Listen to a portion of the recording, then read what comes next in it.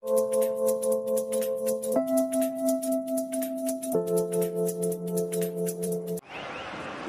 تماما، قادر على التمرير ما بين الخطوط وعنده مهارة.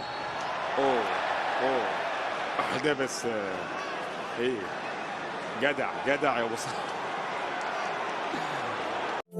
أعزائي مشاهدين قناة خلطبيطة، أهلا وسهلا بكم. استطاع محمد صلاح إن هو يقود ليفربول ويسجل الهدف الثاني في فوز ليفربول على ويلفرهامبتون. مباراة كانت مهمة جدا بعد الهزيمة من ريال مدريد وتعادل مخيب الآمال مع كريستال بالاس. فوز مهم جدا ليفربول. استعاد جوتا، نونيز برضه جاب جون ولكن اتلغى. فيرجيل فان دايك أداء أحسن بكتير من الماتشين اللي فاتوا. صلاح كده ناقص له هدفين يكون الهداف التاريخي لليفربول في البريمير ليج ويعدي ستيفن جيرارد. ان شاء الله باذن الله يكون الاداء افضل ويحاولوا يوصلوا للمربع الذهبي عشان يلعبوا شامبيونز ليج العام القادم.